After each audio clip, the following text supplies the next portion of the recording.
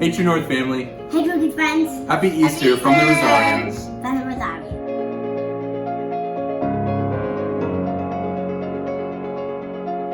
Happy Easter, True North!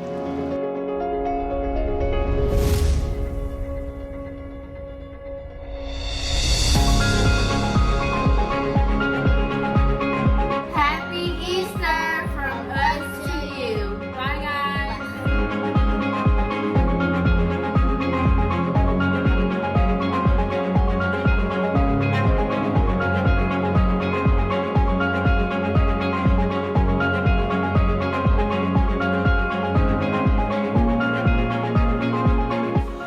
Happy Easter from the Lloyd family. We miss you. We love you. See you soon.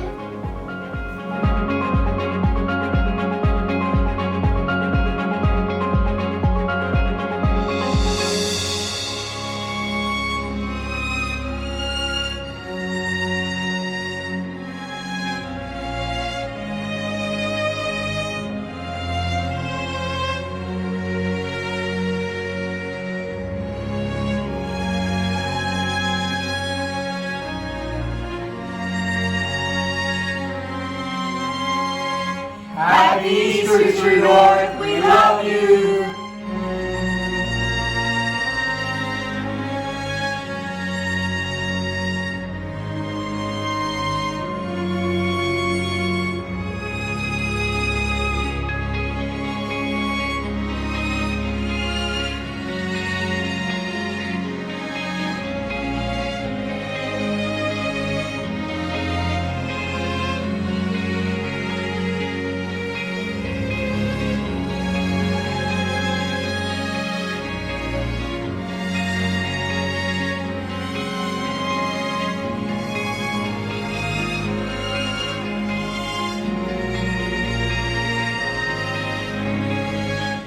Easter from the Herrera family.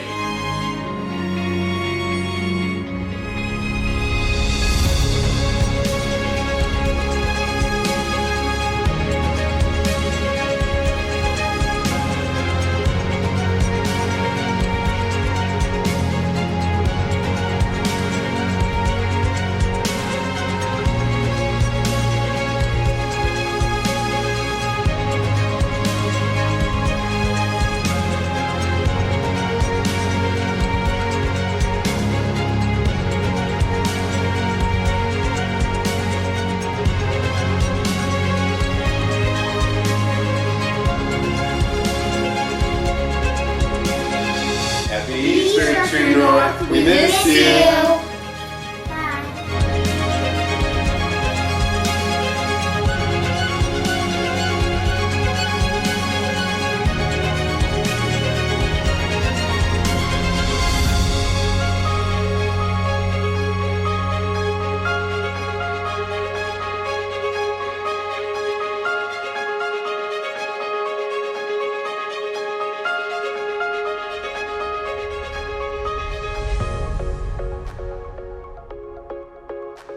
Happy Easter, everyone. Thanks for joining us online today, especially if you're new to True North. We sure do miss seeing you in person. However, we are grateful for technology that keeps us connected and allows us to discover new and creative ways to lead people into a passionate relationship with Jesus. We invite you to join us for church online each Sunday at 10 a.m. through the True North app, Facebook page, or website. You can also stay connected with us during the week through social media.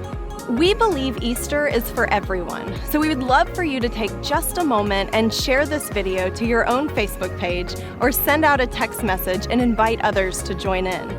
We want as many people to be a part of our Easter service as possible. Our family ministries have provided resources to help your child or student stay connected while we are not meeting in person. If you have a preschool or elementary age child, head over to truenorthchurch.com/truekids, where you will find teaching videos and activities for your family to enjoy together. Our high school and middle school families are invited to follow Element students at Element TNC on social media for updates on their online activities. During this season of distancing, there are many ways you can still continue to give financially to True North. Ways such as online giving, texting a gift, or dropping your gift in the mail. Visit truenorthchurch.com/give for more details on your giving options. God has something extraordinary to say to you today, and our hope is that you will discover the story of Easter in a more personal way than ever before. We invite you to take a journey with us through 4 scenes with Jesus and the people who were drawn into his resurrection story. People just like you and me. Some were insiders and others were outsiders, but all were changed by the resurrection. Today, we invite you to experience its power as well. We hope you have a great Sunday. Thanks again for joining us online this Easter.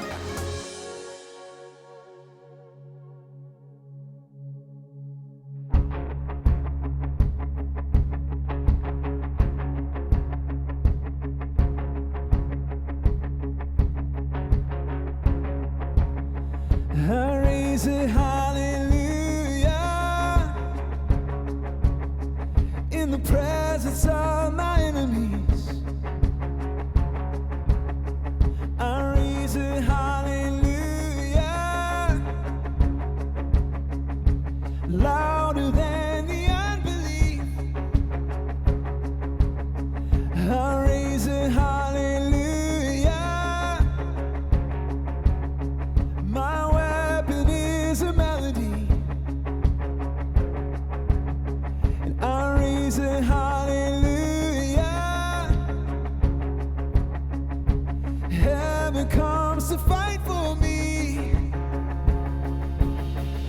and I'm gonna sing in the middle of the storm, and louder, you're gonna hear my praises roar. And up from the ashes, hope will rise, and death is defeated. Oh, the King is alive.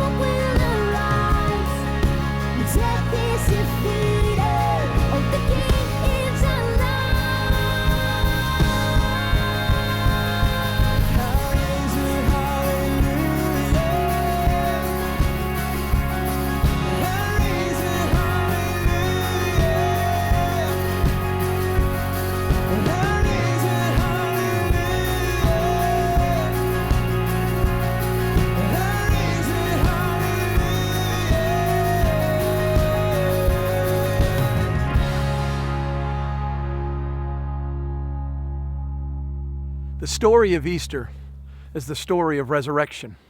And Jesus invites each of us into this story this morning. He invites us to be a part. And today we join him in his story as he's just experienced the opportunity to celebrate Passover with his disciples in that upper room. And now the scripture says that he retreats to a very familiar scene, a scene just outside the city of Jerusalem on the Mount of Olives. It's a garden that he had retreated there on other occasions with his disciples. There in the Garden of Gethsemane, Jesus takes them because the struggle is real as he prepares and considers the Father's will for him to go to the cross. Mark records the occasion of what happened there with the disciples in the garden. And let's take a look.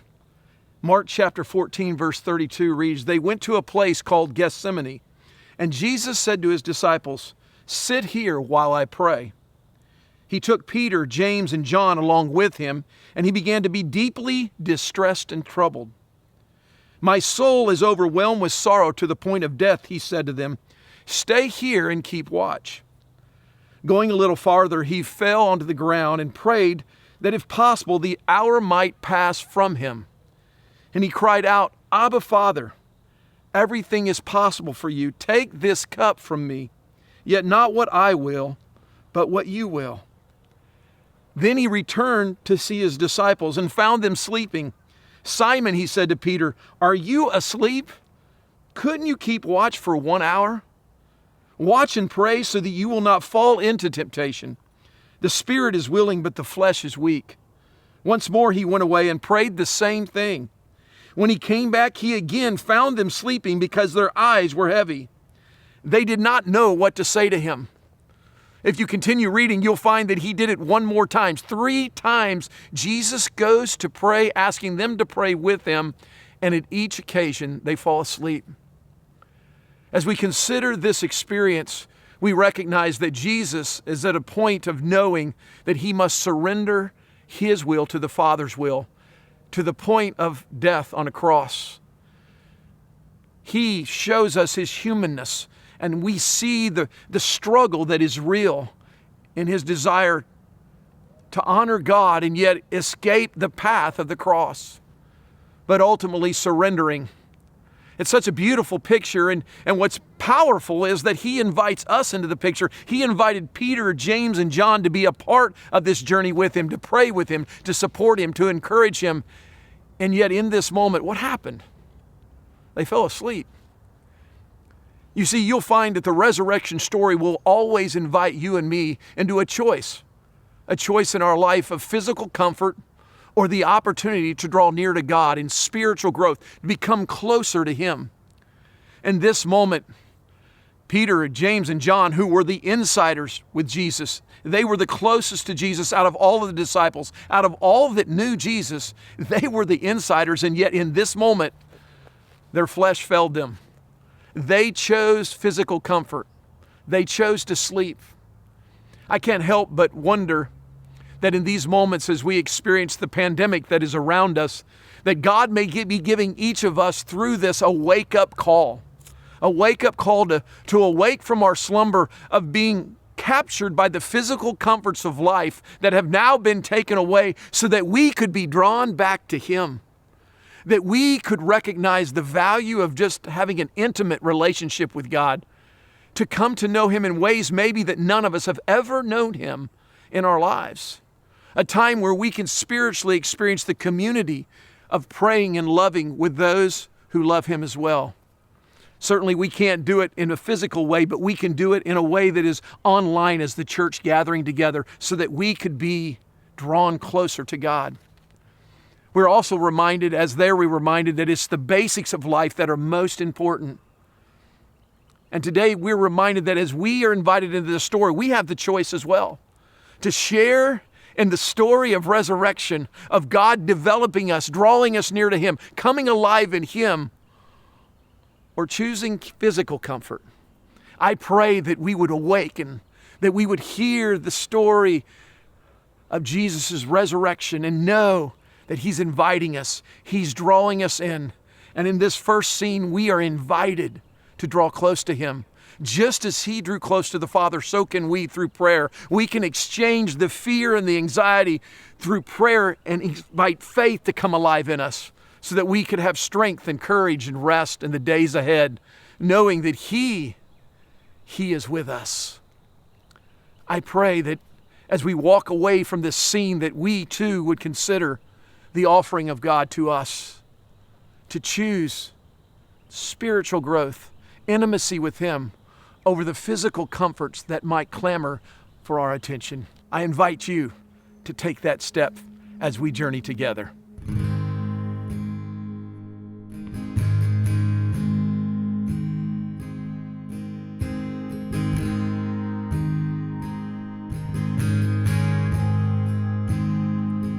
I love you, Lord.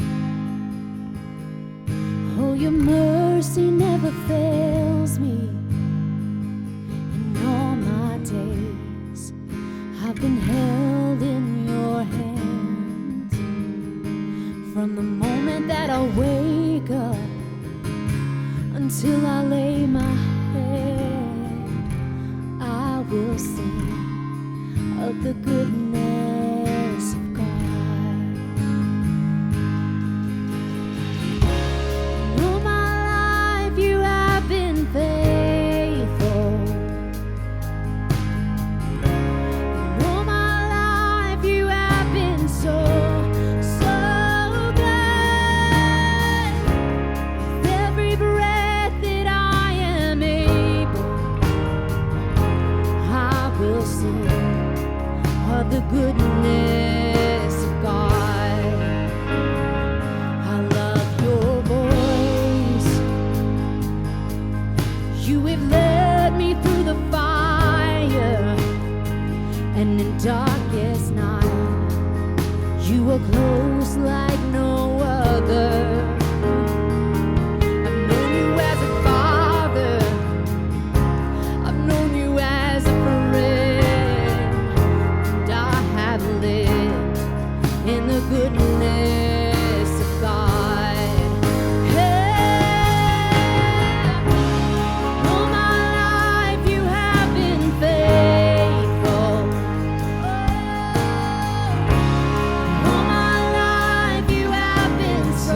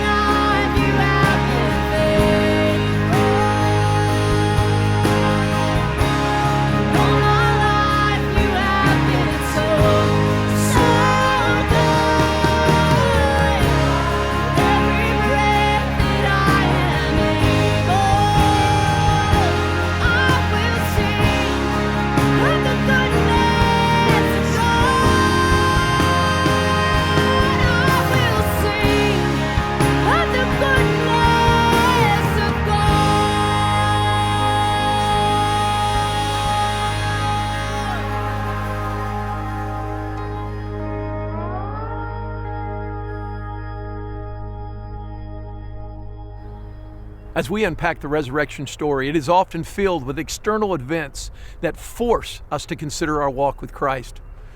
In the garden, Jesus is betrayed by one of his own, and they arrive to arrest him, and they whisk him off to a mock trial in front of Pontius Pilate. And there Pilate gives in to the whims of the crowd that call out, "Crucify him, crucify him." And he orders his execution. But before he carries his cross, Jesus is scourged and whipped with an instrument of destruction called a cat of nine tails. It was a handle that was connected to 9 leather straps. Attached to those straps were shards of metal and lead and bone. 39 times Jesus was whipped, tearing and shredding his skin and oftentimes exposing muscles and vital organs.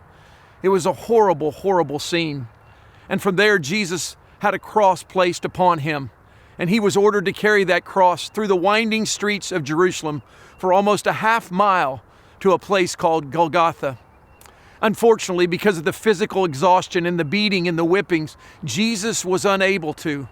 3 gospel writers record that all of a sudden, someone was thrust into the scene because of the struggle for Jesus to carry that cross. Mark records it this way in Mark chapter 15. A certain man from Cyrene, Simon, the father of Alexander and Rufus, was passing by on his way from the country, and they forced him to carry the cross. This man named Simon from northern Africa had come to Jerusalem to celebrate the Passover with hundreds of thousands of pilgrims. And now he is there in Jerusalem watching this crucifixion and this walk occur on this dusty road, and he's forced into the scene. We don't know what his feelings might have been, but I'm sure he was angry. I'm sure that he was upset. I'm sure he wanted no part of it. But it was in the middle of this scene that Simon is confronted with Jesus as he carries his cross. Can you imagine? Now, many believe, and many scholars believe, that this is the same Simon that we meet in Acts chapter 13, verse 1. After Jesus has ascended and the New Testament church has begun, he is now one of the leaders in the church at Antioch. And he is blessing Paul and Barnabas as they take the gospel to Europe. He has become a leader and teacher. This half-mile walk, many believe, radically changed his trajectory of his life.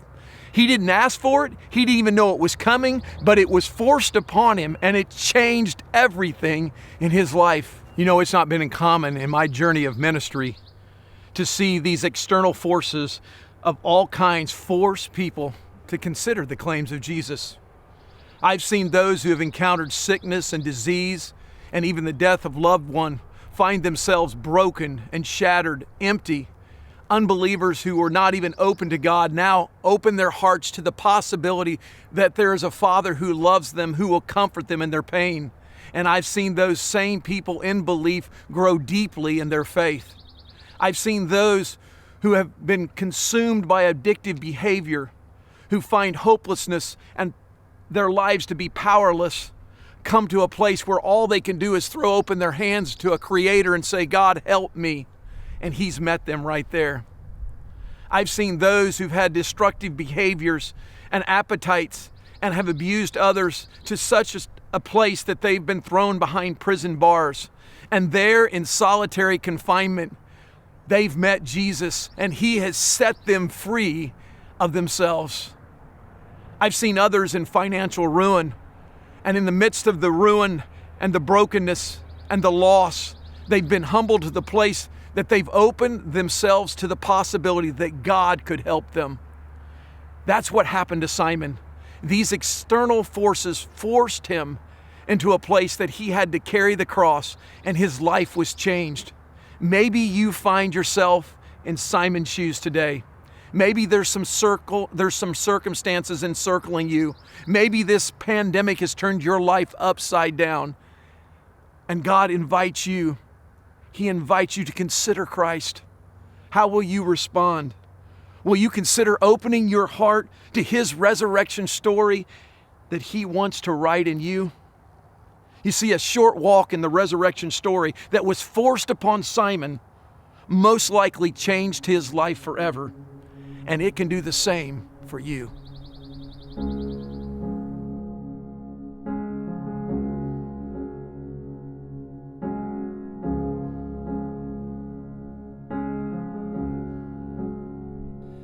great the chasm that lay between us, how high the mountain I could not climb. In desperation I turned to heaven and spoke your name into the night.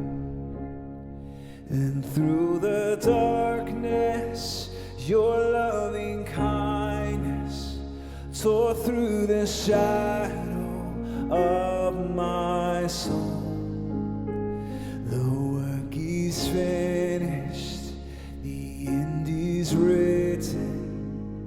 Jesus Christ, my living hope.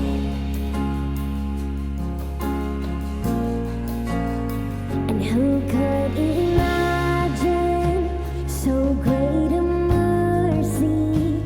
Oh, what heart could fathom such boundless grace? Oh, the God of ages stepped down from glory to wear my sin and bear my shame. And the cross is spoken, and I am forgiven. Oh, the King of Kings calls me his own. Beautiful Savior, oh, I'm yours forever. Oh, Jesus Christ, my living hope. Hallelujah, praise the one who set me free. Hallelujah, death has lost its grip on me. You have broken every chain. There's salvation in your name, Jesus Christ, my living hope.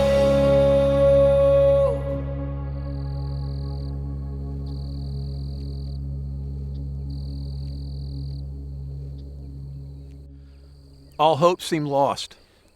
For Jesus, the road of suffering was coming to an end. Matthew records it this way in Matthew chapter 27.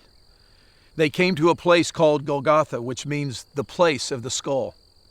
There they offered Jesus wine to drink mixed with gall, but after tasting it, he refused to drink it. When they had crucified him, they divided up his clothes by casting lots. From noon until 3 in the afternoon, darkness came over all the land. About 3 in the afternoon, Jesus cried out in a loud voice, Eli, Eli, lema sabachthani, which means, my God, why have you forsaken me? And when Jesus had cried out again in a loud voice, he gave up his spirit. All the gospel writers record Jesus with this final call out, this final cry out very, very loud, but only John records what he said. The words, it is finished, in the Greek, tetelestai. It was a shout of victory. I've accomplished what I've come to do. And according to the scriptures, when he made that cry, something else happened. As the end in the natural realm came, the supernatural began. Listen to what happened in verse 51. At that moment, the curtain of the temple was torn into two from top to bottom. The earth shook, the rocks split, and the tombs broke open. The bodies of many holy people who had died were raised to life. They came out of the tombs after Jesus' resurrection and went into the holy city and appeared to many people. I don't want you to miss this. In the natural realm where we see death come to Jesus and the end seems to be nigh, that is exactly when the supernatural realm comes alive. When the end in the natural comes, the beginning and the invitation of supernatural to come alive is well aware in this story.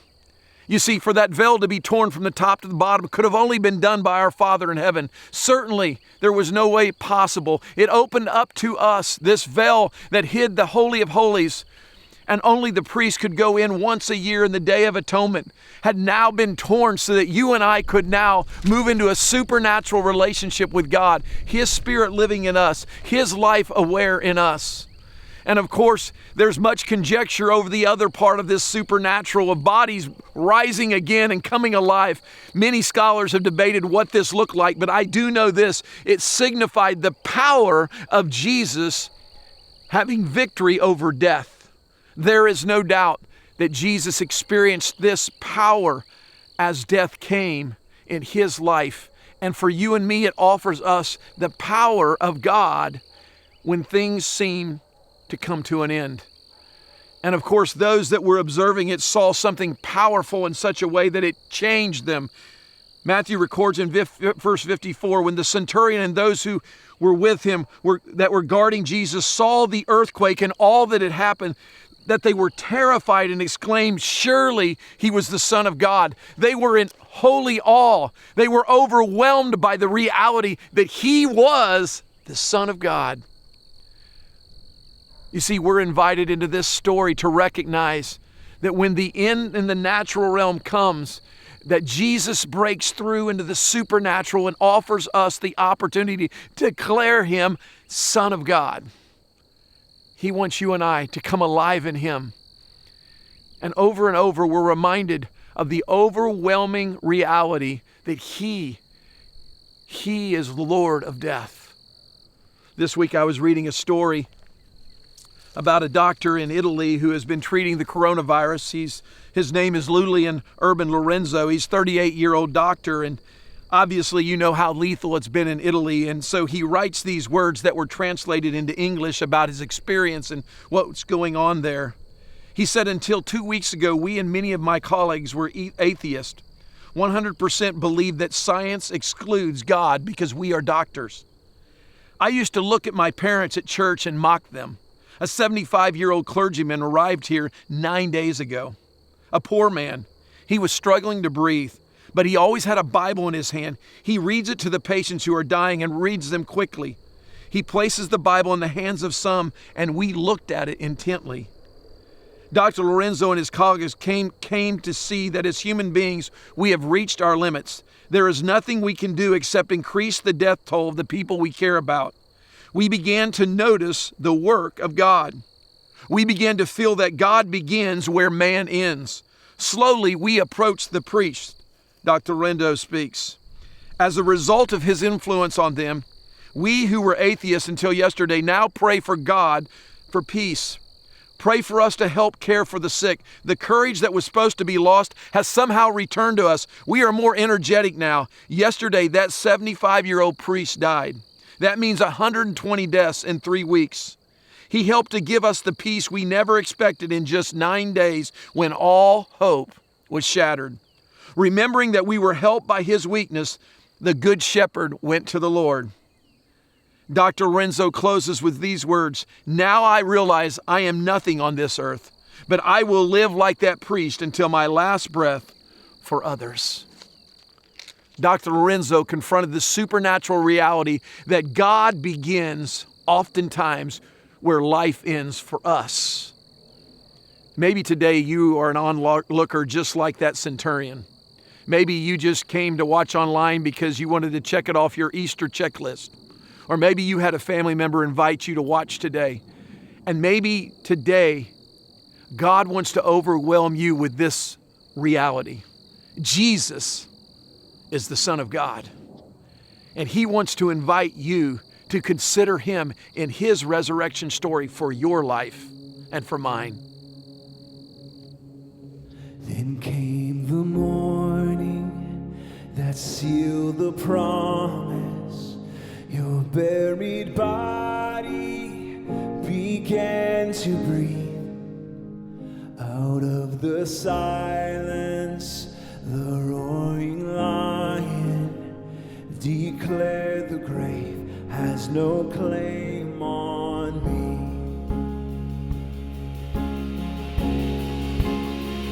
Then came the morning that sealed the promise.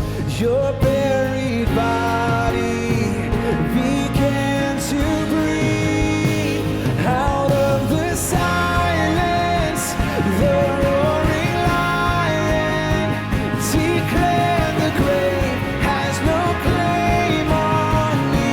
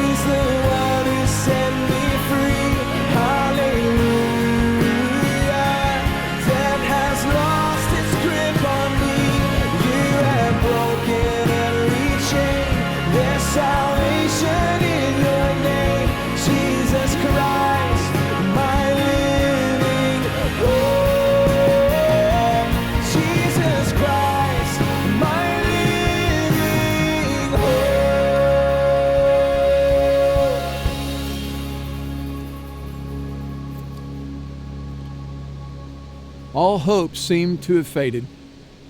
Jesus had been crucified. He was buried. But John, the disciple, records that on the third day, things began to change. In verse 1, he writes, "Early on the first day of the week, while it was still dark, Mary Magdalene went to the tomb and saw that the stone had been removed from the entrance." Yes, it was still dark, and Mary, the woman who loved Jesus deeply, he had forgiven her. He had cast out 7 demons in her. She had experienced the amazing love of God, and there she was that morning, still when it was dark, the first to the tomb. And there at the tomb, as she saw the stone rolled away, she ran immediately to the disciples who were coming and on their way. She saw Peter and John. They ran to the tomb. There, John says that he went in and saw the neatly ordered cloth that was lying there in the tomb. And he says he believed, and immediately Peter and John left to go and tell the disciples. Mary, staying there, looked back into the tomb and spoke with angels, asking her why she was crying, and then turned to walk out of the tomb, and there she met Jesus. He had risen. He was alive. You see, the resurrection story helps every one of us to understand this, that when we are in the darkness, hope always shines because Christ is alive. The world seems really dark right now. This global pandemic has swept the world into darkness. Those things that we often found ourselves engaged in have been stripped away from us. That which we relied on, our resources, and often much of our wealth has been taken away. And in the middle of this darkness, Easter arrives. God speaks to us today, inviting us to understand that even though things are difficult, even though things seem dark, even though things seem uncertain, His hope is certain because He's alive. And today He invites you and He invites me to open our hearts to Him. As we've unpacked this resurrection story, we found it's for everyone. It's for those who've known Him for a long time but have maybe began to fall asleep like Peter, James, and John did in the garden. He wants to awake us up to the realities that are most important, knowing Him alive in us. For others, we've been thrust into the story because of the circumstances around us, and He invites us to be a part of that story and be transformed just the way Simon was. Still others of us maybe today are just onlookers, and we found ourselves watching this Easter presentation online because we're doing it for a friend, or we're crossing off our checklist, and we're like the centurion, and we hear the message, and God is grabbing our heart and He's embracing us with this reality. I'm the Son of the living God. In the dark, I am the light. In death, you can come alive in me because I died. I rose again. I have forgiven your sin. No shame, no guilt. I am alive in you if you will place your faith in me. Oh, I pray that you will hear His voice. Louis Giglio, the pastor in Atlanta who started an amazing movement to reach college students all over the globe, shares the story that a few years ago, he was at the national championship game in the Rose Bowl.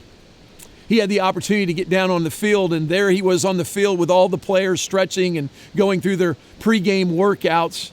And he received a phone call, and he pulled his phone out of his pocket, and he looked at the number and he recognized it. It was a friend, obviously. But he decided to put it back in his pocket because he was so engaged with what was going on. I mean, it was the pregame of the national championship. Soon enough, about a minute later, he felt his phone buzz again. And then about a minute later, declining not to respond to it, it buzzed again.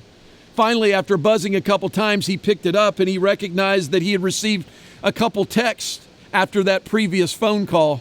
And as he looked at the phone, here's what the text said. "Why are you screening my call?"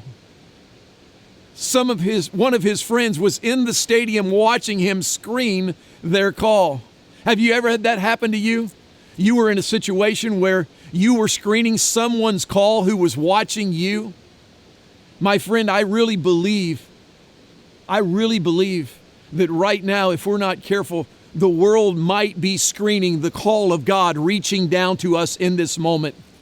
With all things stripped away, is it possible that our God, who wants the very best for us, who is for us, not against us, who loves us so much that he sent his son to die on the cross and raise again, is it possible that our God is reaching down to call us? And if we're not careful, we're screening his call. And he's speaking to us into each of our situation, whether it's a marriage that's been messed up, whether it's a sickness that has occurred, whether it's a disease that is spreading like wildfire. In the middle of all of this, is it possible that God is inviting us to hear him, to draw near unto him? Is it possible that God is calling you and me to himself so that we could experience a spiritual awakening here in America and around the world like we've never seen on this Easter Sunday? Could it be that the resurrected Christ is inviting you and me to respond to his call? I really believe it. And I want you to know, he loves you. He desires for you to have him, because the best thing that can happen in your life and my life is for us to be consumed with the light of Jesus. Not only his forgiveness, but his eternal life, his joy, his hope, his peace, his rest in any storm, in any darkness. He is the light. Oh, I pray today that you would not screen his call. I pray today that you would hear his invitation. Come and follow me. Hear his call, his resurrection call, his resurrection story invites every one of us to find hope in the darkness through the new life that is found in Jesus Christ. Though we were once dead, we are made alive, spiritually speaking, through a relationship with him. Today, do you hear him calling? Do you hear his voice speaking to you? I pray that you would open your heart, your mind, and your life to him. Would you pray with me and invite him into your life? Would you invite him to wake you up? Would you invite him to bring spiritual awakening to a world in which he is calling to experience his best? Let's pray together. Our Father, I thank you so much that on this Easter Sunday, we can gloriously celebrate that you are alive. And because you are alive, though things may seem dark, God, your light shines through it all. And it offers to us hope, new life. It offers to us forgiveness. It offers us a new relationship with Jesus Christ through trusting in him by faith.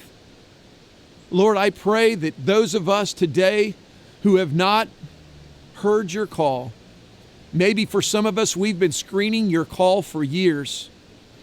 And in the middle of this pandemic, you are awakening us to what matters most, and that is our relationship with you. Jesus, come into our lives. Wake us up. And for those that have never known you, may they open their heart to you in this moment. If you're one of those today with head bowed and eyes closed right there in your living room or in your car or in your kitchen, you can call out to Jesus and invite him to come into your life and bring his light. Just pray these words: Jesus, I love you. I believe that you were the Son of God. I believe you died on a cross for me. I believe you rose again and that you offer me forgiveness of all my sin and a new life in you. Come into my life. Live in me. I want to hear your call. I want to follow you with my life. Thank you, Jesus, that you are real and that you are alive. And that, Father, today in the dark, we feel your shining light bright and anew on this Resurrection Sunday as we walk in your resurrection story. We pray all of this in Jesus' name. And all God's people said, amen.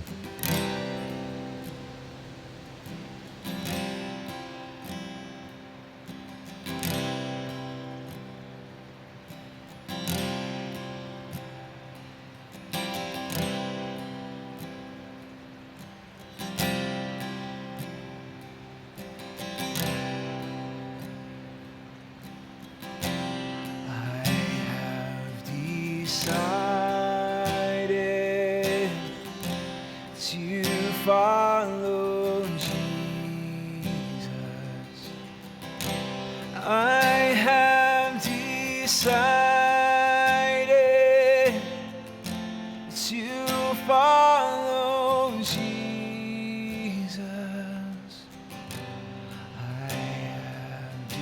decided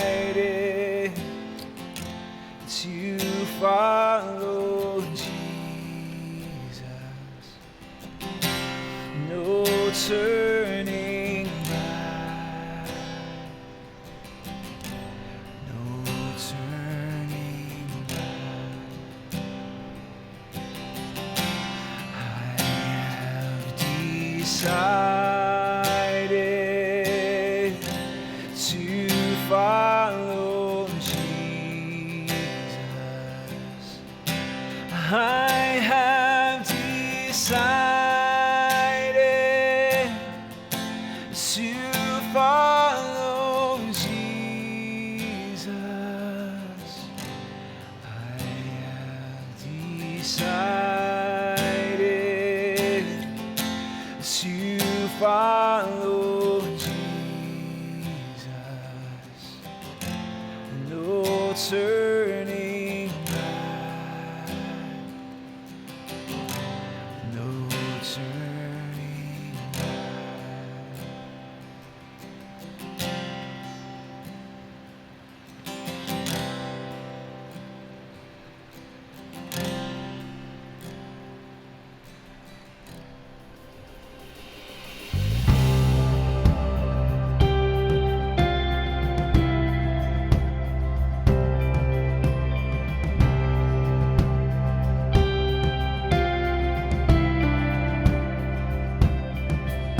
Oh, you make it easy to love you. You are good and you are kind. You bring joy into my life. Oh, you make it easy to trust you. You have never left my side. You've been faithful every time. All I want is you, Jesus. All I want is you. Oh, you are the refuge I run to. You are the fire that leads me through the night. I'll follow you anywhere. There's a million reasons to trust you. Nothing to fear, for you are by my side. I'll follow you anywhere. Oh, Jesus, you came to my rescue. Took my place upon that cross. You redeemed what I had lost. Now my whole world revolving around you.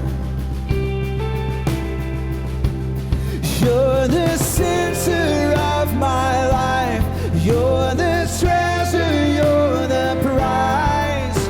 All I want is you, Jesus. All I want is you.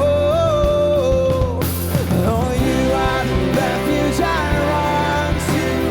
You are the fire that leads me through the night. I'll follow you anywhere. There's a million reasons to trust you. Nothing to fear, for you are by my side. I'll follow you anywhere. Follow you anywhere. Oh, I'll follow you anywhere.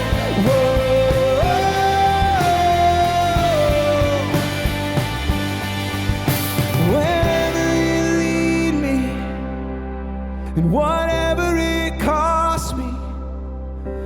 Oh, all I want is you, Jesus. All I want is you.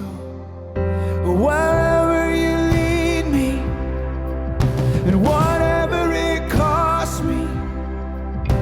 Oh, all I want is you, Jesus. All